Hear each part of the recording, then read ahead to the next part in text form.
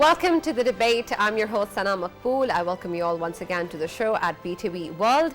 In today's show, we will be talking about two important stories. The first of which, of course, is the US's decision of putting Pakistan in a list which categorizes Pakistan as a country of particular concern for a violation of religious freedom and religious rights. This, of course, has been announced by the U.S. Secretary of State Antony Blinken yesterday, and Pakistan has been included and categorized as a country of particular concern, as well as the Taliban, an entity of particular concern. Now, the question here, of course, arises is that why Pakistan has been categorized as a country of particular concern and why India has been continued to be rejected to be put on that list, despite the fact that the Commission has recommended it twice and the recommendations have not been respected. And of course, keeping in mind the blatant violations that have been going on in India with regards to religious freedom. We'll explore this act in further detail, try and understand what really is the criteria to put countries into this list and how certain countries are ignored while others are put into the list without actual facts to taken under consideration. This and much more will be discussed in this topic with our experts in the studio and also online.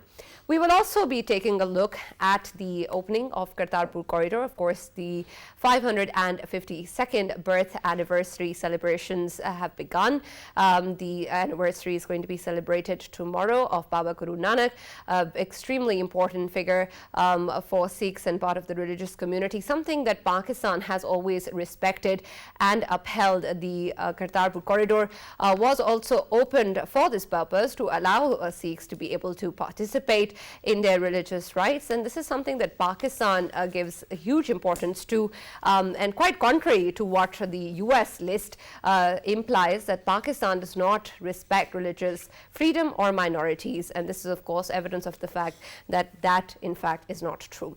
We'll of course explore this also in further detail with our respected guests online and in the studios. Now, to of course talk more about the US's decision, we have been joined in the studio by Mr. Farrukh Batafi and Mr. Raja Faisal. As always, thank you very much for being with us tonight.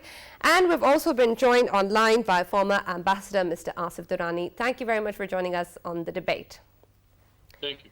I'll start with you, sir, Mr. Asif. Considering the fact that, of course, we've seen this decision come from the U.S. side, putting Pakistan as a country of particular concern, one must question the fact that, of course, when we see countries indulging in blatant violations of religious freedom, then we see countries who are very obviously trying to protect the rights of the minorities and make efforts in that regard. However, despite that, the US or other countries of importance refuse to acknowledge that and actually do something which is quite unfair and uncalled for. Considering this, how do you think that such decisions are even made in the first place? Why has Pakistan been put in this category?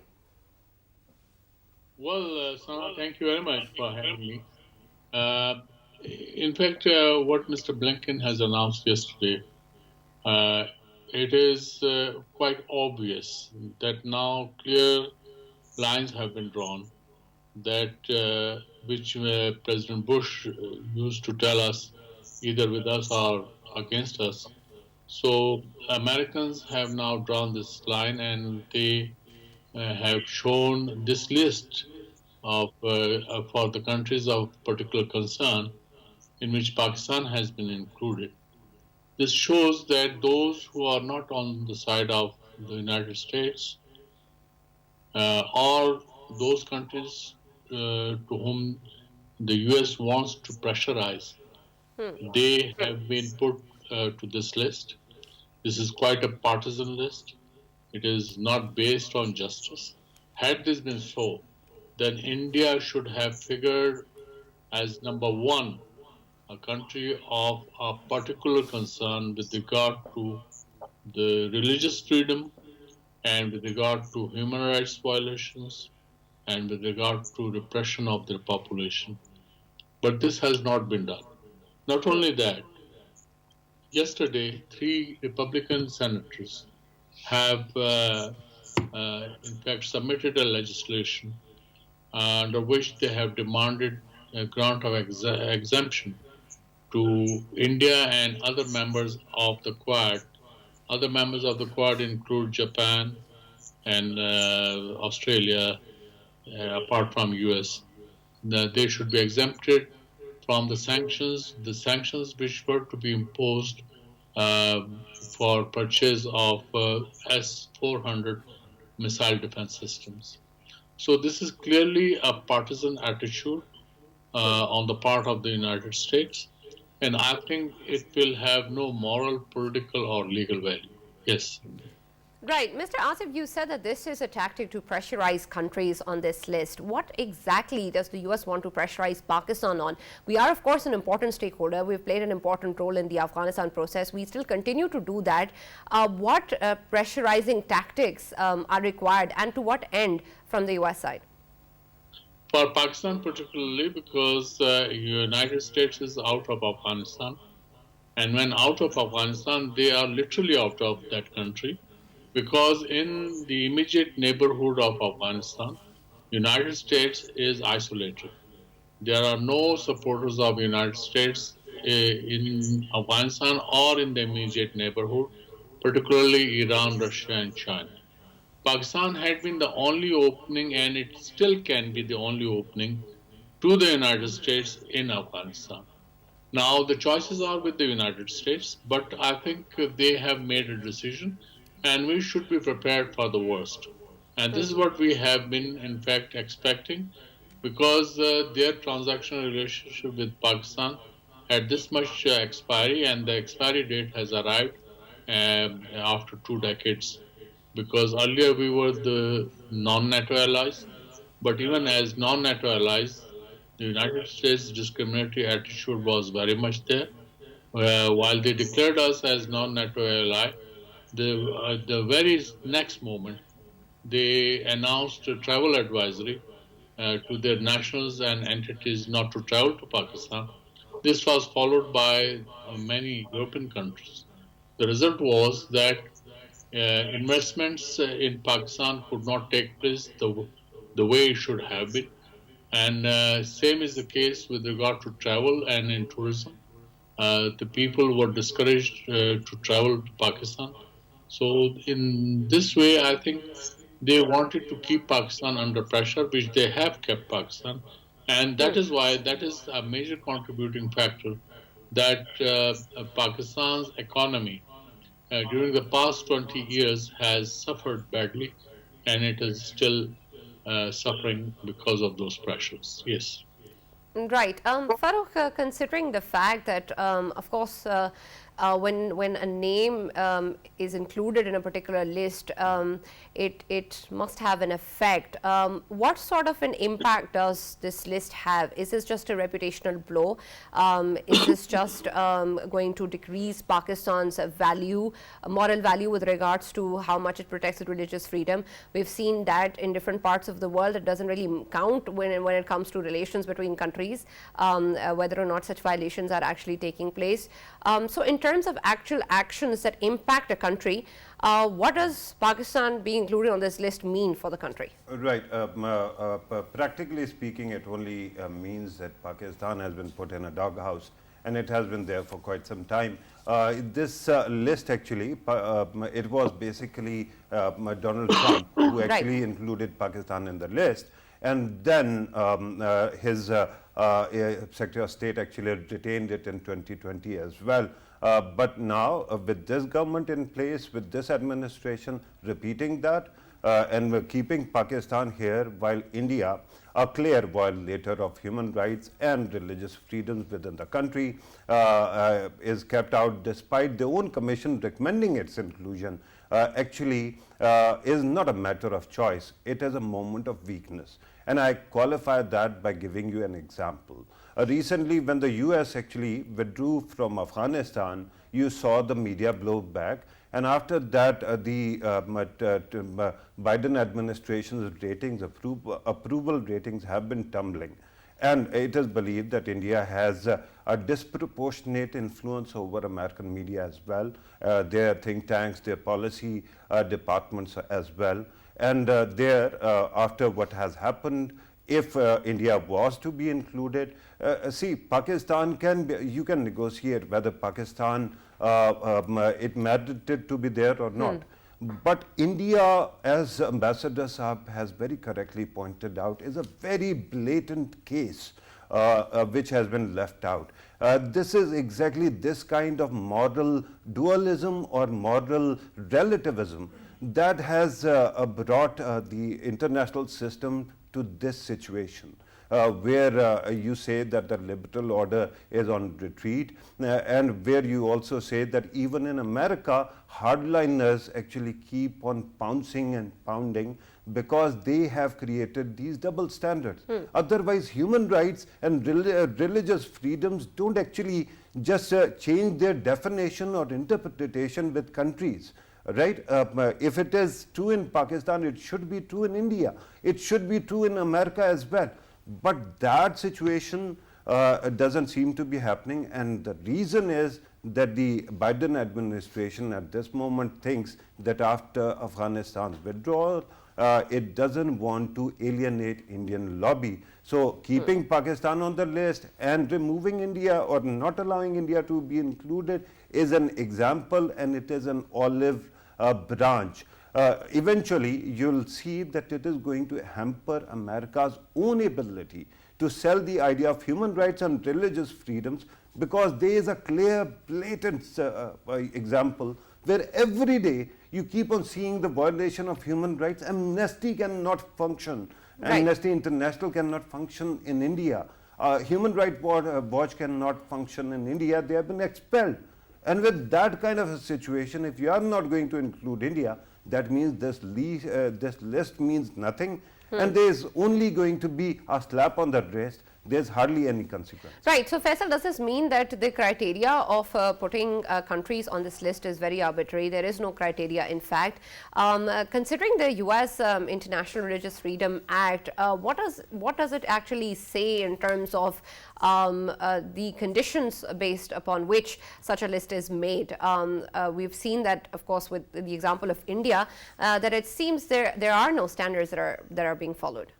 Well, Sana, this is what the previous speakers, obviously Ambassador Durrani as well as Farrukh has mentioned, and these are clear double standards. I would continue with this, but we must, we must see the historic perspective as well. There were two very important incidents that took place between Pakistan and US relations. I want to highlight here that during Cold War and post-Cold War era, we had a similar situation where we were the ones who were helping Americans to win their war in Afghanistan against USSR. And then later on, what happened to Pakistan? They left the region without giving any consideration to resolving the situations in Afghanistan. That became a problem for Pakistan. I mean, you remember Hillary Clinton herself is on record saying that we left Pakistan with the stingers and with Mujahideen, and we asked them to you deal with it and we have nothing to do with it. And what they did, they started sanctioning Pakistan in early 90s. And it continued, and Pakistan's economy was in dire conditions. And of course, we saw that we had to pay a heavy price for our friendship with the US during Cold War. Then comes war on terror.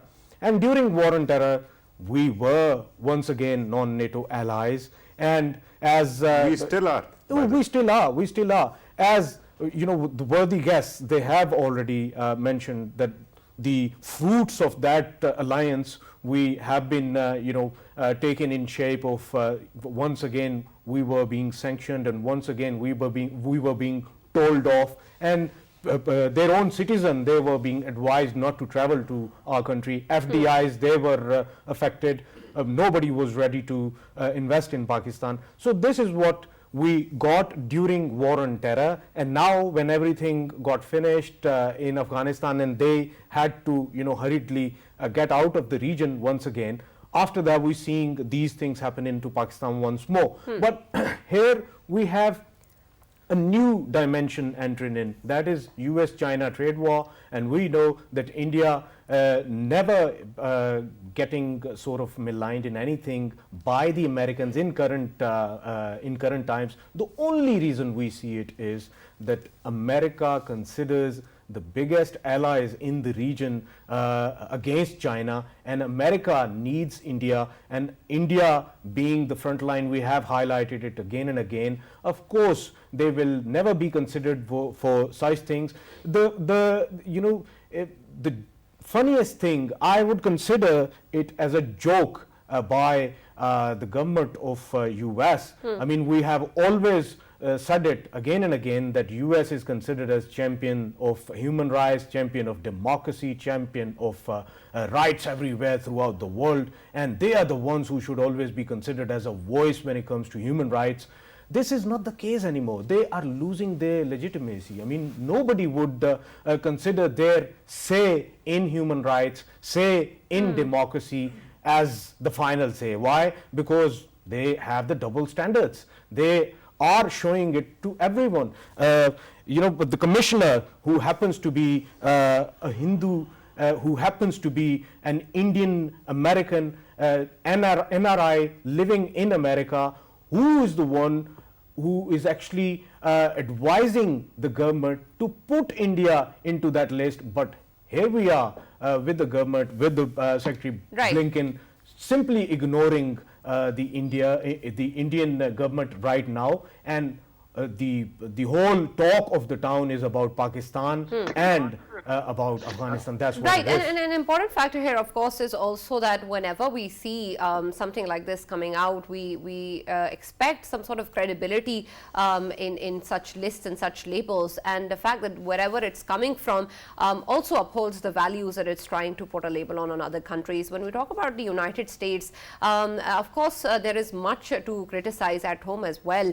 Mr. Asif, considering the fact that the US has put up this list, do you think that they are in a position to talk about the protection of religious freedom in other countries? Don't they have problems at home? I mean, you're talking about double standards with regards to India, but there are double standards with regard to the United States as well. You're right. I think now United States has lost the moral authority they used to assert in the past.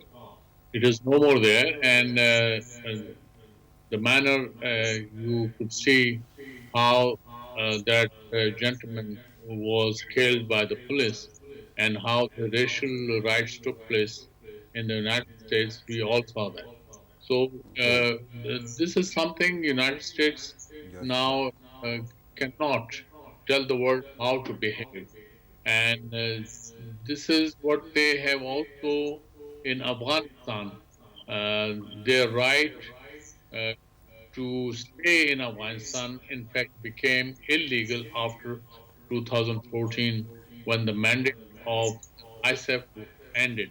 So for another 6 years, they were there under the bilateral security agreement with the Ashraf Ghani government.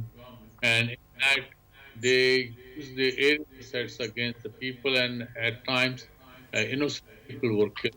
Even before leaving Kabul, they in fact killed more than 10 people, mostly of one family, pretexts they belong to ISIS or Al Qaeda. So that proved to be wrong. So here I'll submit that the United States now cannot exercise that moral authority to claim during the Cold War. Yes. Right. Mr. Asif, considering the level of injustice that is being done over here and how unfair it is to bring Pakistan on such a list and not India, what sort of a response should Pakistan be giving with regards to this, the continuation of this decision? Should we protest, just protest this decision? Should there be any sort of a tangible action? Or is this not a big enough blow for Pakistan to react? Or is Pakistan not in a position to react? I think Pakistan should reject this judgment by the United States. And in fact, it should raise the issue of gross human rights violations, which India is perpetrating in the Indian illegally occupied Jammu and Kashmir, and where so far over 100,000 people have been martyred. Thousands of widows are there whose near whose husbands' graves are not known. Then there are thousands of half widows whose husbands, their fate, we don't know where they are. And then there are thousands children who are behind bars. They are, in fact, they are as young as 13 years old children. They have been, and then thousands of children and youth have been blinded with pellet guns. And this is again a weapon which is inhuman in a sense that you just put the future of a gentleman, a young man, in utter darkness, in complete darkness. So here, those violations have not been registered by the United States, or they have not made exception to that. That why this has been done. But at the same time, since now India, it is part of the so-called strategic alliance. It is part of the Quad. It is part of the Indo-Pacific alliance. So here they have become the darling, and for them, all kinds of atrocities perhaps could be exempted. So this is what I can say.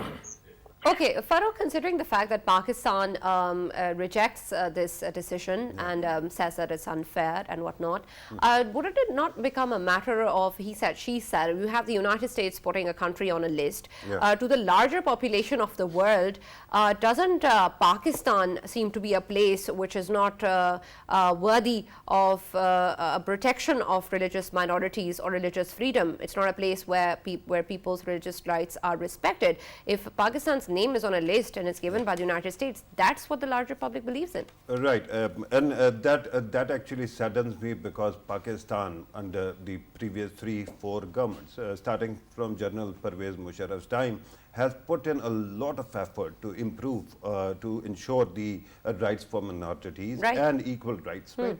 I'm not saying that we are there, but we keep on working on it. It is a country that has committed to the idea of protection of minorities. Compare it with India, where it is exactly opposite. Their government, their ethos is, when you talk about it, it actually thrives because of deprivation of human rights to their minorities. And unlike us, their minorities are in a big number. Only Muslims are 14% of the population. The Christians are in huge number as well, because India's population is 1.3 billion. But earlier, something very interesting that was said by Faisal, and he pointed out the history of war and terror. So let me remind you, when you talk about the double standards and where the US is at this moment, it is thanks to Bush administration, where it actually started losing its direction. There is, as we speak, there is a trial going on in Guantanamo Bay at Gitmo of a man called Majid Khan. Majid Khan was accused some 15 years ago of attacking General Pervez Musharraf and being involved in terrorist activities. He is at this moment somewhere around 40 years or 43 years old. Must be very young when he landed there. And if you go through the testimony, it is harrowing. But whether you treat him as a terrorist or not, it doesn't compromise the fact that he is a human being. And the way he was physically violated is harrowing, right? This is where America ended up, because it started listening to the proponents of clash of civilization thesis like India, because India kept on milking this idea, and it has actually created exceptions for itself in the American mind. And even if you talk about today, there is a linkage between far right escalation in America and in India. There's RSS, which is the source of BJP, ruling BJP's radicalism, right? Their counterpart in America is called HSS, and they have direct connections with America's white supremacist and far right groups. And that will continue, because when you give or turn a blind eye to such elements, they're going to come over and pollute your own country. Right. And this is exactly what is happening. You know, on January 6th, when the US Capitol was attacked, there were usually very different kind of flags, usually related to America's own history. But there was only one foreign flag. Do you know which countries? India's. And who were those people who were there? Very proudly tweeting about it, they were all Modi Bhakts. And this continues to happen. India will under Modi, will unhinge America as well, if America doesn't actually try to correct its course. We're almost out of time, so I just want to also touch upon the fact that the Taliban have also been included as an entity of particular concern, and we have simultaneous efforts going on to, of course, engage with the Taliban to ensure that they fulfill their international commitments that they've made earlier. We had the US also participating in the Troika Plus. Faisal, considering this and then such a move that's coming from the United States ties, does this not contradict their efforts or hamper the efforts that they're trying to establish? Exactly, Sana. This makes me laugh. Makes me laugh. Why? Because these are the very Taliban the Americans sat with and talked about peace. How is it possible? I mean, you are considering someone to be talkable. That's why you are sitting with them and you are having talks with them over the peace, and you wanted to get out of it. That's why you were sitting with them. At that time, you had no concerns, and now you have suddenly grabbed on concerns. I mean, this is, something I can't really understand. Once again, I would say double standards of America, and America is actually losing the soft power it used to have, and now it hasn't got it. Nobody would understand where America is heading, and I think Farrukh was rightly mentioning that today's America, it has its own direction, and the direction is more similar to RSS and Modi, and this is where they are heading towards. I just wanted to mention, if you allow me, I just wanted to mention few of the facts of India which are being ignored by Secretary Blinken. He needs to know that Article 19(1), of course, it gives freedom of speech, freedom of expression to everyone in India. Indian Constitution gives it. But then what we see is that if somebody in India hails Pakistan's win in cricket match against India, they are being booked for UAPA. Why? Because they were cheering Pakistan. And then there's another one, that sedition charges are put against Muslims, whoever are coming on the roads, if they want to protest against the government related to CAA. This is what is happening there. Then we have legislatures there. Then we have lawmakers like Yogi Adityanath, who openly say it, that if in love jihad one of the Hindu girls goes with a Muslim boy, then take their 100 women out and take them as your own brides.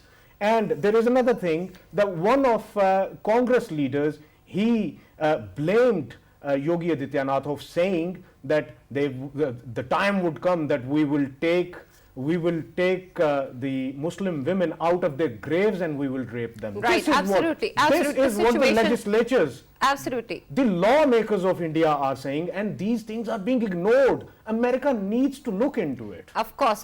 This is in fact ridiculous, the extent to which the violations are blatant, and of course the ignorance that is being extended to them. Mr. Asif, just to take your last comments since we're concluding this topic, specifically with regards to the Taliban regime and the US relations and expectations from them in the future, your comments on the fact that they've been included in the list as well. Well, it was expected. I think Americans did not leave Afghanistan happily. So their anger is very much there, and they have not recognized the Taliban. So did the other countries. But I think they wanted to register that the Taliban is also a country of particular concern. And this is not unusual. With the Taliban, I think they have still a strained relationship, although I must also add here that both United States and Taliban are quite cautious when they comment about each other. So here, I think whatever Secretary of State Blinken has done, in fact, it has only diluted the importance of earlier U.S. concerns when they were expressing about certain countries of concern, because then I think the United States was, to an extent, was doing the fair play. But now it is so clear, and particularly as I mentioned earlier, and other worthy speakers also said about it, that Right.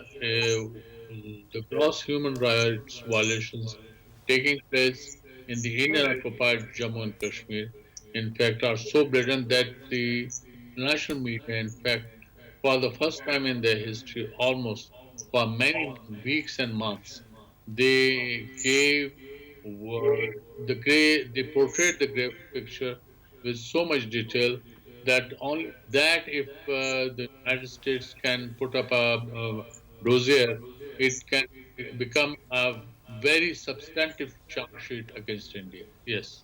Right. Thank you very much, Mr. Asif Durrani, for joining us on the debate and of course, giving your own opinion and shedding light on many issues which are extremely important regarding this issue. We have been joined by other guests on online as well on the second topic, which of course brings some positive energy to the discussion, which is much needed. Pakistan's efforts regarding religious freedom have been going on for a while now, as we talked about them earlier, and the evidence, of course, is there in the fact that the Kartarpur opening was upheld by Pakistan, and Pakistan has tried its best to facilitate Sikh Yatris in coming into the country. And of course, an Indian delegation has also been welcomed regarding the annual celebrations of the birth anniversary of Baba Guru Nanak. And of course, this is an important step in terms of protecting religious freedom and religious rights and respecting people's rituals and rights, and in facilitating them in order to help them perform their religious duties with peace. That is, of course, what Pakistan values, and it also upholds such values and fulfills its commitments. To talk more about this and the fact that, of course, considering these issues and the fact that across the border the issue remains extremely different, and of course the future of Sikhs in India, and the fact that we've also seen in recent times a referendum that is being held in the UK would, of course, discuss the further movement of the Khalistan movement, and of course the way ahead regarding that, and then also, of course, try and understand how important it is for the religious protection of Sikhs. We have been joined in the studios by Sukhwinder Singh Hasra. He's a journalist. Thank you very much for joining us. And we've also been joined by Ramesh Singh Arora, who's a member of the Punjab Assembly. These two guests will be joining us on the debate to, of course, further this discussion. First of all, let's talk about the fact that we have Pakistan making such huge efforts with regards to religious rights and religious freedom.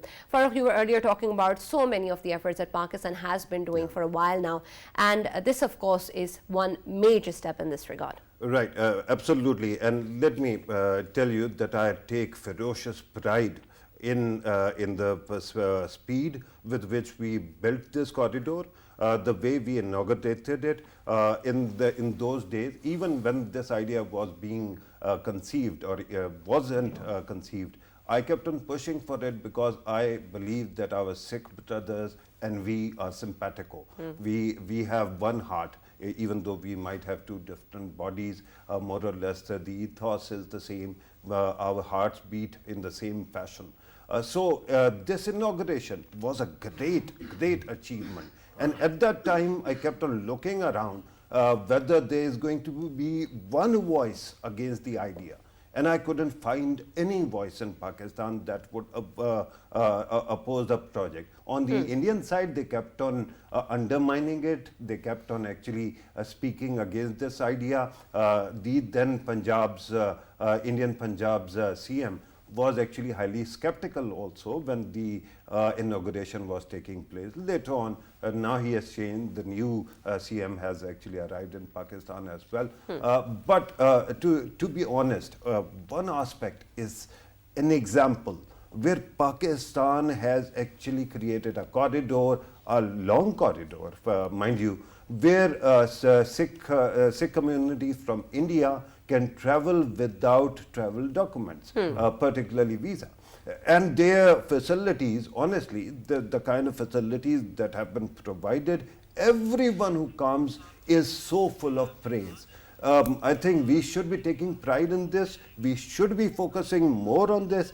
And regarding India, there is a Pew survey recently that pointed out that Indian minorities are under great distress, right? Under great strain. Why? Because the Narendra Modi government and its allies in the Sangh Parivar from RSS keep on using dog whistles. For example, for Muslims, they have coined a term or name called Miaji, right?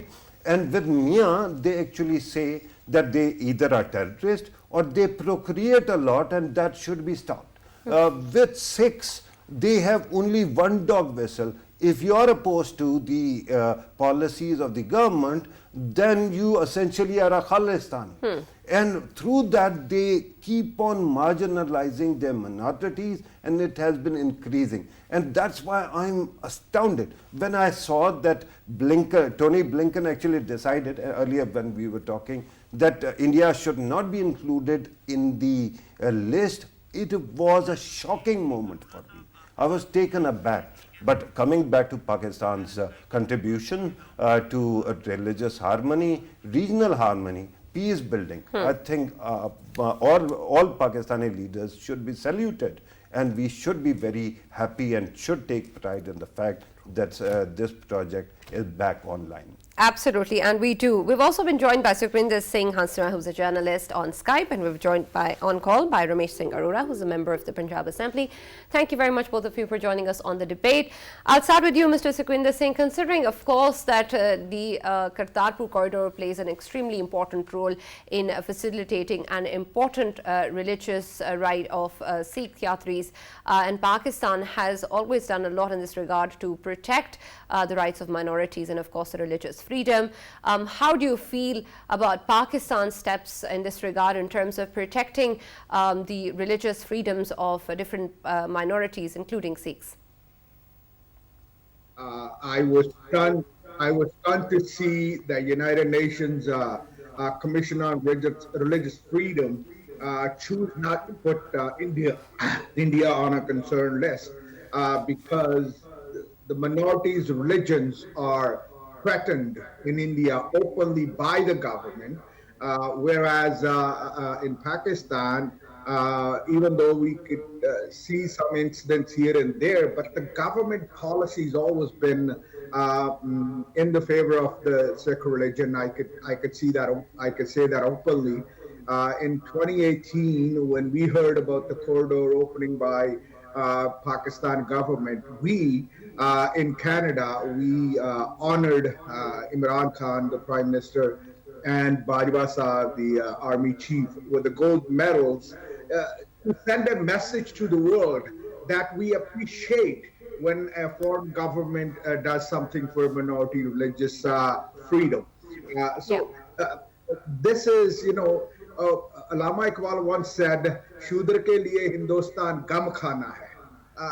It is rightly so said many years ago when I see on the name of COVID, Kartarpur Sahib corridor was closed by Indian side of a government for many months for no reason. When the Pakistan government recently, said at that time after the COVID sort of reduced or faded away that we have no problem.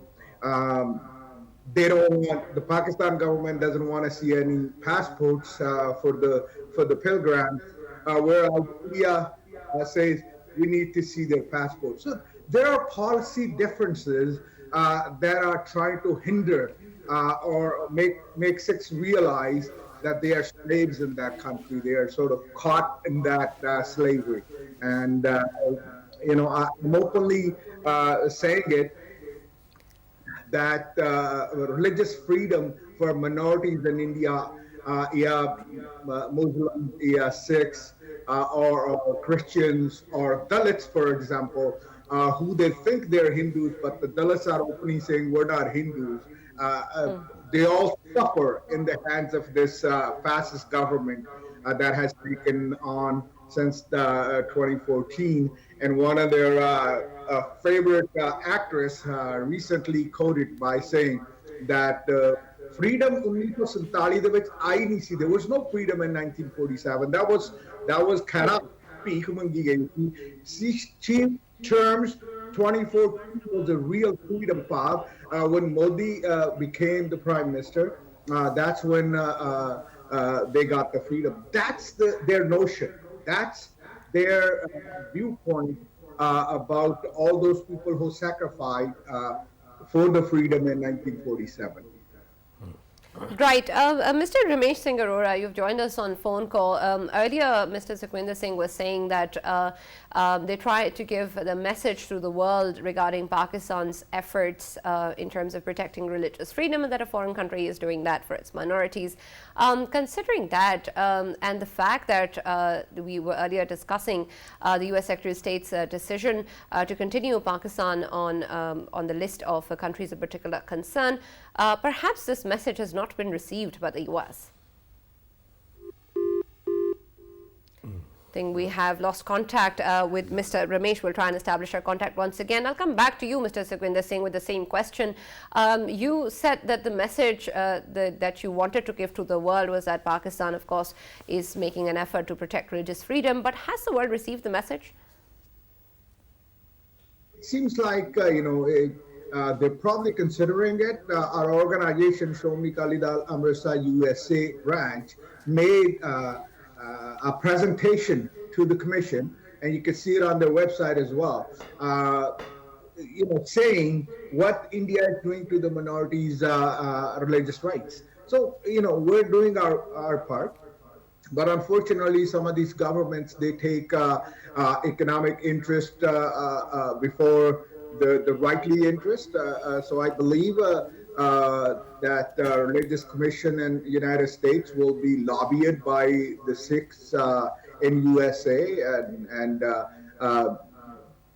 we think that in near future the same commission once banned Modi entering USA. I mean, same Modi never convicted, never paid any price for the atrocities that his leadership occurred against Muslims in Gujarat. You can read Gujarat File book by Ms. Ayub. So, I mean, there are so many evidences, and I believe that United States needs to step up to the plate and call spade a spade.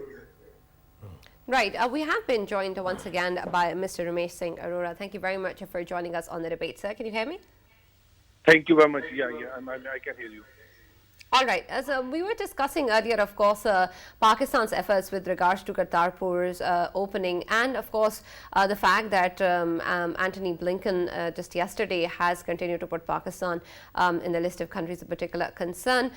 Do you think that considering this is a major step for, of course, Sikhs and their religious protection, is Pakistan not doing enough to protect the rights of religious minorities, or to extend as much facilitation as it can for protection of religious freedom? Yeah, thank you very much. Today we received Chief Minister of Indian Punjab, and he was on a visit to Kartarpur corridor, and then ultimately he came to Kartarpur Sahib and he met with the local Sikh community. And you can listen his words, like he's praising for the Pakistan, and he's saying again and again that I'm so much happy and indebted to see the Sikh community in Pakistan who is living like peacefully, and they are enjoying their rights. So it shows that Pakistan has always extended its help, its support, and its love and affection to the minorities, and always take care and safeguard the worship places of minorities. The opening of Kartarpur corridor is a gesture that we protect our minorities. We extend all the gratitude to our minorities, and we are very few in Pakistan. The total Sikh population in Pakistan is not more than 25,000, but this Kartarpur corridor means a lot. And today you can see that the Sikh community is in the parliament, they are in the Senate, they are in the provincial assemblies, they are in the government jobs. So I don't think so. And there is like people who have their vested interest and they always blame Pakistan, that Pakistan is not safe for the minorities.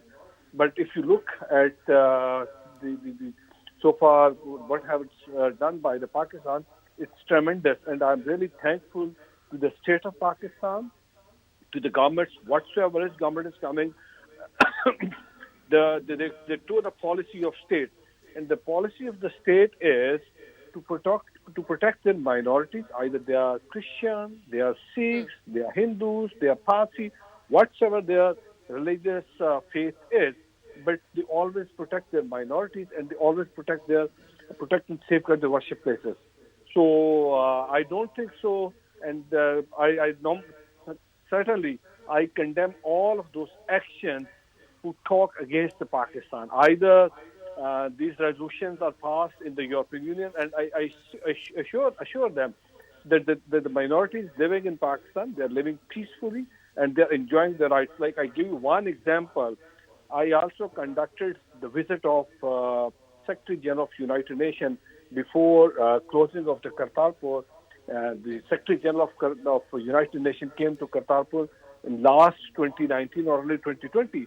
And when he was going back and he was talking to the media, do you know what was his last comments about the Kartarpur corridor? His comments were that I've been to so many places in the world, and I consider that Kartarpur is the best example of interfaith harmony, because here I can see people from different faiths, and I would not call it that this is a Kartarpur corridor, or rather I would call it this is a peace corridor. So this is the message that the Secretary General of the United Nations standing in the land of Pakistan and talking about the peace, that Pakistan is a place which always talk about the peace, and peace. So I consider myself that I'm the lucky one whose grandparents decided not to leave this motherland at the time of partition, and they preferred to stay here in Pakistan. And I salute to the nation of Pakistan. Because thank you very much for those kind words, Mr. Ramesh. Thank you very much for joining us, Mr. Ramesh, and Mr. Sukhwinder Singh for being with us on the debate today. Faisal, before we conclude, I'd also like to include you in the discussion and talk about the fact that India, of course, is always averse to appreciating any effort that Pakistan puts forward. But do you think that the people in India who see the kinds of violations that are being done by the Modi regime, not just to Muslims, but to Sikhs, to Hindus, to Christians as well, can see the difference in the way that religious minorities are being treated in Pakistan? Yes, Sana, you have mentioned that India is not only an international spoiler, it's a spoiler in its own country as well. Why I say this? Because one of the minorities, the major minorities of India, Sikhs, they always wanted to come to Pakistan. They always wanted an easy entry to Pakistan. And here is Pakistan under the leadership of Imran Khan, making it possible for them. But they have always been looking for the reasons how to shut it down. And Sukhwinder Singh Hansra was right that they just merely took excuse of COVID-19 and they shut it down because they always wanted to shut it down. Here I want to mention, it won't stop here. The current government has a plan to expand this religious tourism for Sikhs, not only from India, but from throughout the world. FDIs are being expected by Pakistan. I know because a few days ago, I had a word with my source in Foreign Office, and he was telling me that there are proposals to bring FDIs from overseas Pakistanis who will be putting money in making the hotels in Nankana Sahib, then Kartarpur, then Panja Sahib, and there are so many things on the table. And I want to tell India, forget about Kartarpur. We are going to turn Pakistan into a park land for Sikhs, and Sikhs would be given this right from throughout the world to come to Pakistan and visit their shrines, visit their park land. And India must be ready for this. Absolutely. That they want us not to be sitting with the Sikhs, and they always want us to stay away from it, but we will make it possible, as Farokh earlier mentioned, that we have brotherly relations with the Sikhs, Right. and we will prove it. Right, Faisal, don't worry. Farokh, don't worry. I will be giving you the last word. Of course, I know that you're eager to make your comments, so please do that quickly, and let's have your mic drop moment. Right. I just wanted to say, while we are praising and appreciating government of Pakistan's efforts, let me also take this moment to praise our Sikh brothers and sisters all over the world, especially in India. You know, day before yesterday, what happened in Haryana, that Hindus have forbidden Muslims to offer Friday prayers. And the Sikh brothers and sisters have offered that their gurdwaras can be used for that. Similarly, when Kashmir, you know, Article 370, decision was taken, at that time Kashmiris were being, you know, really bothered by the Indian far right. And at that time, again, jathas went out from the Sikh brothers and sisters, and they ensured that the Kashmiri girls returned to their homes in security. Right. So Point this taken. is a great faith, and I take great pride in the fact that we have their Makkah. Right, We so have do we the all. center of faith. Absolutely, we're absolutely out of time. Thank you very much, Farokh and Faisal, for joining us, and everyone who watched the show tonight. Of course, Pakistan is always making an effort to protect religious freedom, as is evident by the Kartarpur opening and many other measures that the government has taken. So, of course, the decisions made by other countries, including the US, don't mean much. But of course, it is important for the international community to realize this, and for the public at large to understand what Pakistan has been doing. Don't miss the show tomorrow at 9 p.m. There will be something special for you. Me and Faisal might not be joining you, but Farokh will be here with something really important, also related to today's discussion. So do watch the show tomorrow at 9 p.m. only on PTV World. Till then, take care.